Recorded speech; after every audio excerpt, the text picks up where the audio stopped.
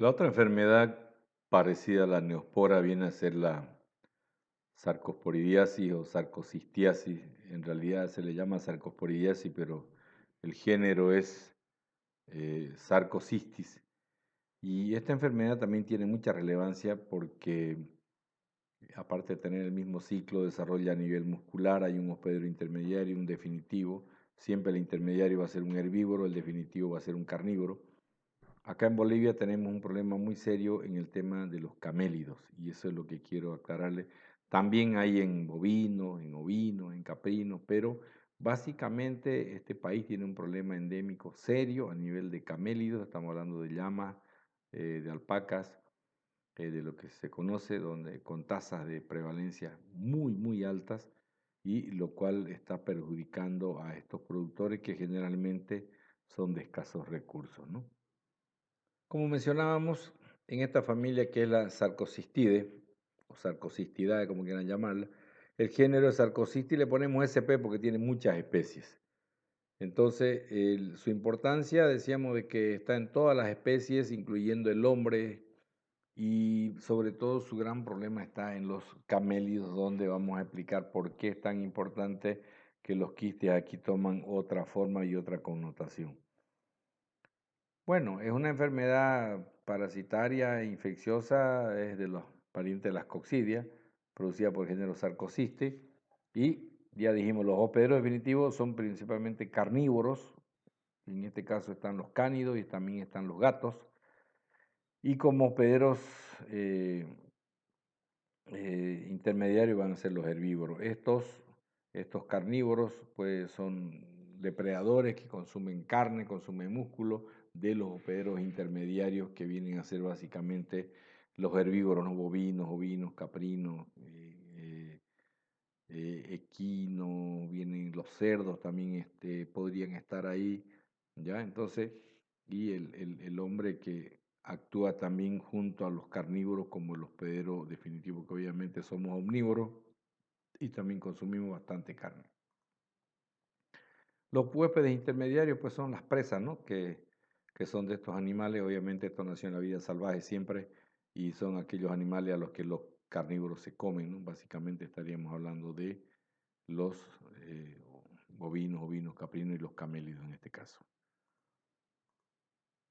De distribución es una enfermedad de distribución mundial, pero Bolivia es uno de los países, como siempre, somos número uno, ¿no? En muchas cosas. Debemos ser uno de los países más infectados del mundo de esta enfermedad, así como somos en fasciola y en muchas otras, ¿no?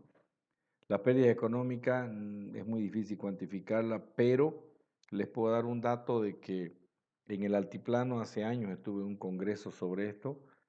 Hay zonas que llegan a tener 80% de llamas infectadas. Entonces quiere decir que es una enfermedad muy, muy endémica en nuestro medio. Y desgraciadamente en las llamas se produce el quiste, el taquizoide, el bradizoide, el famoso quiste, no es microscópico, se vuelve macroscópico. Y al volverse macroscópico, pues se confunde con el cisticerco, que todo el mundo lo conoce en este país, pero que no le llama cisticerco, ustedes saben, le llama triquina. Entonces, acá en Bolivia hay un triple error. El quiste de Sarcocisti lo confunden con cisticerco y por eso le llaman la triquina de la llama, o sea, 3 en 1 el error. ¿Ya? Esto se llama sarcocistiasis o sarcosporidiasis, como quieran llamar. Y aparte de eso del decomiso de las carnes, que también hay la presencia de los abortos que tienen una pérdida económica considerable. Bueno, aquí vemos un sarcocisti, está en el músculo, cómo se encuentran esos sarcocistis. Estos son los famosos bradizoitos o zoitoquiste. Aquí van a encontrar unos nombres un poco raros, metrozoitos, al final son los mismos. Volvamos nomás a nuestros taquizoitos y bradizoitos que están dentro de las fibras musculares. Acá están esos quistes, ahí están, ¿no? Son los famosos merozoitos, ¿no? Aquí, bien, se nota clarito. Le llaman zoitos, pero son merozoitos. Que sean taqui son de multiplicación rápida y son bradi son de lenta, pero al final todos son zoitos, todos son merozoitos. Bueno, entonces esta sería lo que, cómo ellos se encuentran a nivel de la musculatura principalmente que es donde se anidan en los hospederos intermediarios. En el definitivo van a estar en el epitelio intestinal para hacer la fase gametogónica. ¿Quiénes son los definitivos? Pucha, aquí lo vemos todo, ¿no? Perro, gato, carnívoro silvestre y el hombre están en el intestino delgado, que es donde se hace la fase gametogónica. El hombre es el hospedero definitivo de dos especies, el Bobby hominis y el Porci hominis. Aquí los nombres son facilitos, le han puesto el intermediario y el definitivo, así no se equivoca nadie. Bobby hominis quiere decir que el bovino es el hospedero intermediario y el hombre el definitivo. Aquí, Porci hominis, porcino intermediario, hombre definitivo. Y producen algunos cuadros clínicos, anorexia, náuseas, diarrea, por el daño que produce a nivel de epitelio intestinal. Los intermediarios pues, son rumiantes, cerdos, caballos. Dentro de los rumiantes estarían los camélidos, bovino, ovino, caprino, los camélidos sudamericanos, que son llama, alpaca, vicuña, ¿ya? Y más los cerdos y los caballos. Bueno, y en esto que van a hacer la fase esquizogónica con los taquizoitos y los bradizoitos a nivel de los músculos. Y aquí tienen todas las especies más comunes. O sea, miramos Bovifeli, antes se llamaba hirsuta, es un sinónimo. El cruzi, el Sarcosistis cruzi, que ahora ya, para hacerlo más fácil, a todos se le ha puesto un nombre compuesto. Bovifeli, el hospedero intermediario bovino y el definitivo, el felino. Bovicani, bovino perro, bovino hombre, bovino gato, bovino cani, cerdo gato. Entonces, muy facilito. Lo importante es que hay muchas especies, hay para todas las especies, siempre están como hospedero intermediario bovino, ovino, porcino, y aquí quiero hacer hincapié en el Sarcosistis aucheniae o aucheniae que se llama. ¿Quiénes son los hospederos? CSA, camélidos sudamericanos. ¿Quiénes son esos? Llama, alpaca, vicuña. Y también estaría el guanaco. El lama canis, lama viene de llama, porque el nombre científico de la llama es lama glama. ¿Ya? Entonces, lama canis, llama con perro. O sea, hay dos, el auquenia y el lama canis. Bolivia lo que más hay son llamas, hay también alpaca, ¿no? Y el tilopoide que está en guanaco. Pero en todos estos, los quistes normalmente son microscópicos, no se ven parecidos a los taquizoitos y bradizoitos que se producen tanto en neospora como en toxoplasma. Pero, desgraciadamente, en la llama, los quistes se vuelven macroscópicos y ahí es que se vuelven observables y por lo tanto se decomisan por mal aspecto. O sea, a mí no me va a pasar nada si yo me como un oquiste, un taquizoito y bracioito de la mano, porque no soy hospedero, pero sí, por mal aspecto no se puede consumir. ¿Ya? Entonces, aquí va el ciclo del mismo, el homini y el boviomini, que son los más importantes, ¿no? Que aquí eliminan los oquistes ya ligeramente esporulados. Eso es lo raro aquí, una cosita rara en el Sarcositis. Puede salir ya esporulado, con los 2 esporocitos y los 8 esporozoitos. ¿Quién va a comer esto? El cerdo y el bovino. ¿Cómo se infecta el humano? Al comer carnes crudas o mal cocidas, exactamente como en cisticerco. Lo mismo pasa para el perro, para el gato, el ovino que comen, oquites esporulados, el mismo ciclo que toxoplasma. ¿Qué hacen aquí? Hacen la base de los taquizoitos, los bradizoitos, etcétera, etcétera, y el hospedero definitivo se infecta al comer carne. ¿Qué hace aquí en su intestino? Va a ser la fase gametogónica, aquí donde el microgameto fecunda al macrogameto, todo lo que está en este recuadro es lo que se produce aquí en el intestino. Entonces, aquí vemos de que esta fase gametogónica se hace en el intestino y lo demás en los animales exactamente igual que en la toxoplasmosis. El mismo ciclo, la misma foto o quiste, solamente que aquí pueden salir ya esporulados. Estos pueden salir así esporuladitos, porque tardan mucho más en salir en el caso de los hospederos definitivos, pero al final termina lo mismo, todos van a terminar en los 8 esporozoitos, ¿no? Y lo demás va lo mismo. Estos oquistes dijimos que pueden entrar, pueden ingresar dentro del organismo y van a formar los taquizoitos, los bradizoitos, exactamente lo mismo. Aquí está lo que les decía, pueden ya salir directamente esporulados. Este oquiste puede salir ya directamente esporulado. O sea que en 24 horas Si no está totalmente esporulado, se termina esporulado, es violento el ciclo.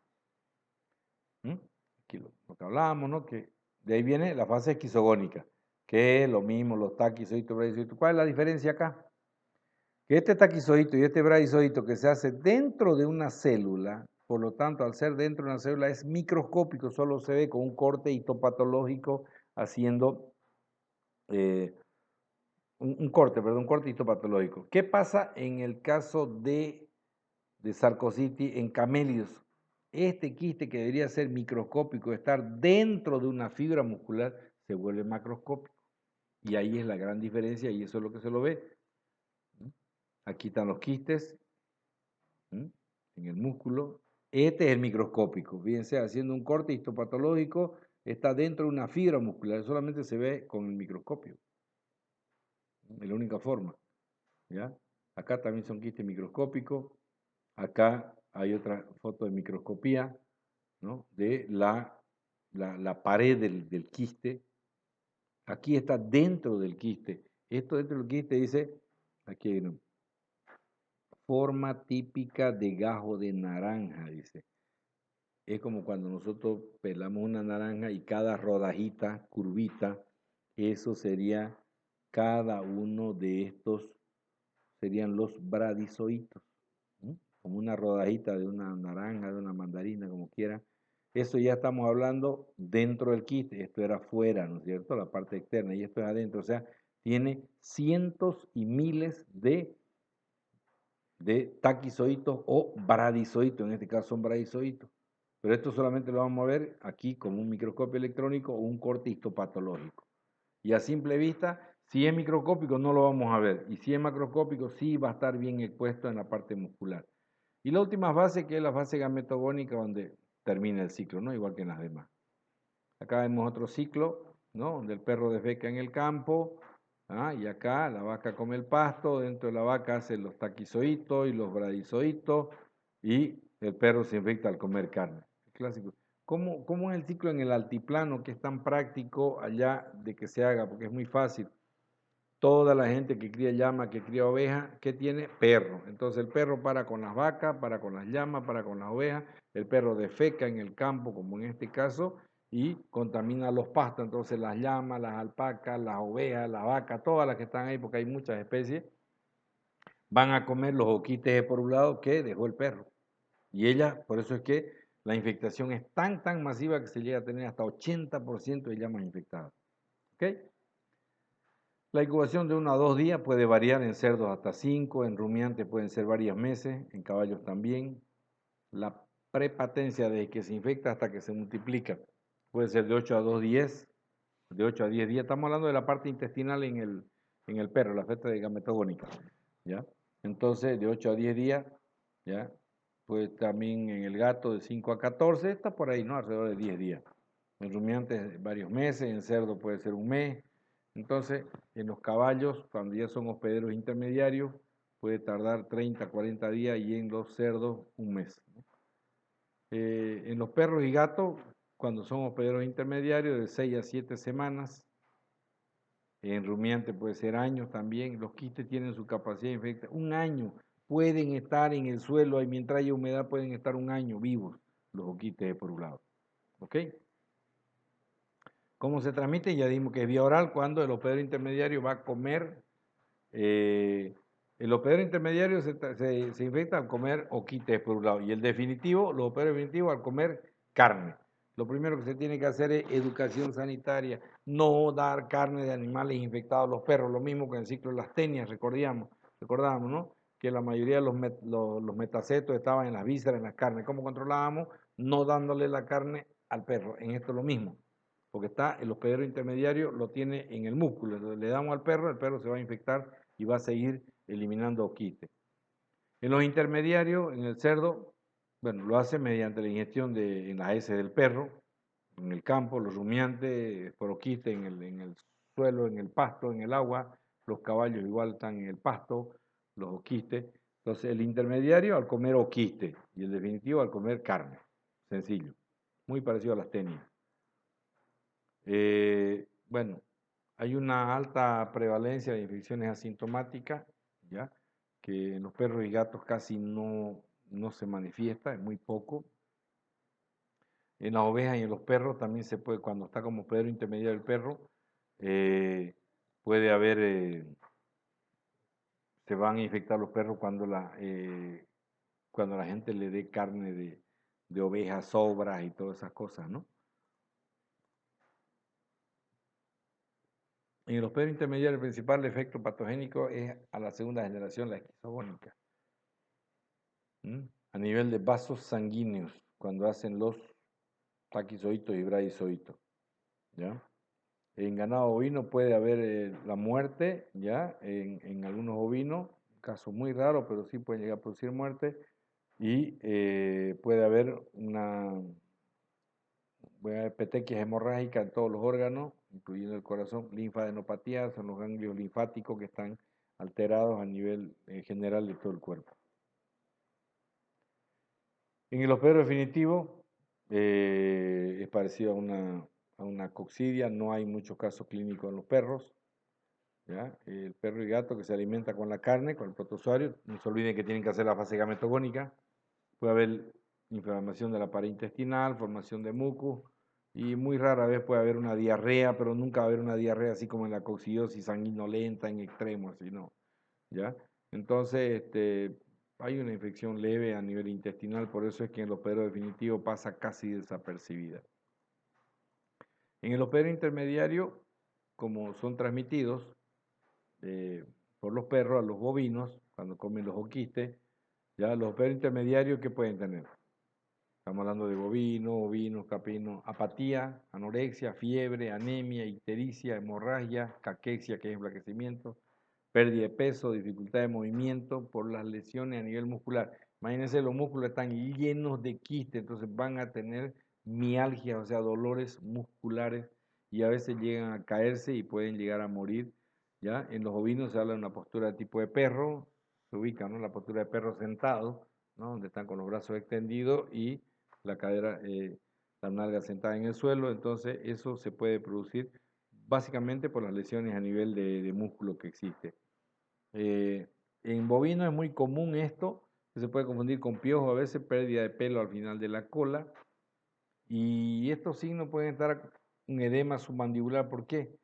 Porque hay pérdida de peso, porque hay anemia. Donde hay anemia, recuerden, hay hipoproteinemia, como en fasciola hepática hay hipoproteinemia y se forma el edema ese debajo de la mandíbula o cuello de botella que le llaman, exoftalmia, que es que están con los ojos ligeramente prominentes, y aumento de los ganglios linfáticos, además de hepato y esplenomegalia. Hepatomegalia, esplenomegalia es agrandamiento del hígado y el vaso. Pero entonces básicamente esa es la pérdida de pelo en la cola, la caída, el dolor muscular y pueden llegar a morir los animales en este caso. En camélido, le digo, he visto bastante y que hay muchos infectados, pero hay muy poca mortalidad en camélido. Son mucho más resistentes. Y puede producirse aborto en hembras gestantes. ¿Por qué? No se olviden que al igual que el toxoplasma y que la neospora, pasan al feto vía placentaria, los taquizoitos y bradizoitos, y pueden matar los fetos. Ahí tienen otra nueva causa más de aborto. También entre la mitad más o menos de la gestación, cuarto al sexto mes. Esto es lo que quería que vean muy clarito. Ustedes ven un músculo, ya sea en camélido. Este normalmente es en el músculo del cuello. El músculo brachiocefálico es el que más se infecta, el que viene de acá, de la apófisis, ¿no? Paramastoide viene aquí hacia el hombro, y brachiocefálico de brazo a la cabeza, que mantiene el equilibrio del cuello, es uno de ellos que ayuda. Y ahí, por suerte, digamos, en las llamas, primero le afecta a ese músculo y va yendo hacia el resto del cuerpo. O sea, cuando se hace la inspección en carne, en canales faineadas de llama, lo primero que hay que revisar es eso, para ver si hay. Y comienza por acá y va terminando al resto del cuerpo. Pero sí o sí, generalmente donde más se localiza en el cuello. No se pierde mucho porque esa carne se purga, se elimina y bueno, la llama en el cuello no tiene tanta carne, además que es carne tercera, ¿no? Por eso le llaman carne de cogote, ¿no? La del cuello. Entonces, pero es una muestra de que el animal sí está infectado. Y así, inspeccionando en mataderos en la zona de Oruro, se llega a observar hasta 80% de animales. Entonces, lo que la gente comúnmente al ver, y aquí también tengo otros órganos, Lo que ve estos nódulos blancos, lo primero que hace es confundirlo con cisticerco. Yo les he aclarado bien, el cisticerco tiene que tener un líquido transparente. Esto parece sebo, parece grasa. Entonces estos son quistes de taquizoitos y bradizoitos, pero de sarcocistis. No se me confundan nunca con cisticerco. Cisticerco tiene que tener líquido y esto tiene que tener un puntito. Y ese puntito es el escole. Y es más, en las ovejas no hay ni un cisticerco, salvo el cenurus cerebrali que está en cerebro, pero no está en músculo. Los cisticercos de músculo están tenia, tenia ovi en ovino y caprino. Ya cuando hablamos a nivel de músculo. Tenia saginata en bovino y tenia solium con el cisticerco celulose en cerdo. Entonces, en llama y alpaca no hay cisticerco y aparte de la forma es totalmente diferente. Bueno, aquí vemos un quiste ya con corte transversal a nivel de músculo ya visto microscópicamente, pero lo que se observa a simple vista macroscópicamente es esto. Además, en las condiciones donde se cría en Bolivia es difícil poder tener a veces acceso a hacer histopatología. Entonces, observando esto, se debe decomisar, no se tramita a lo humano, pero se decomisa por mal aspecto, no se olviden. Bueno, aquí tenemos la llama, aquí ven, bueno, ¿no? Cuando un matadero se encuentra aquí en la parte del cuello, bueno, la carne de llama ha tenido mucha relevancia últimamente porque es una carne que es muy baja en colesterol y etcétera, etcétera, ¿no? Y bueno, y este es el clásico perrito del altiplano, ¿no? El perro lanudo ese que para ahí en las tierras altas donde acompañan a las llamas, a las ovejas.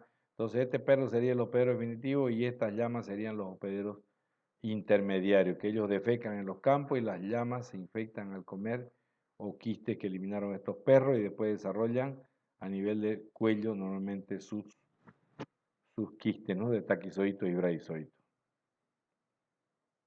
En el diagnóstico, bueno, mediante los síntomas clínicos, adenitis, anemia, adenitis, excesiva salivación, aborto, pérdida de pelo en la punta de la cola. Después hay pruebas como las transaminasas que se pueden hacer, hay pruebas de PCR, de HI que se pueden hacer también.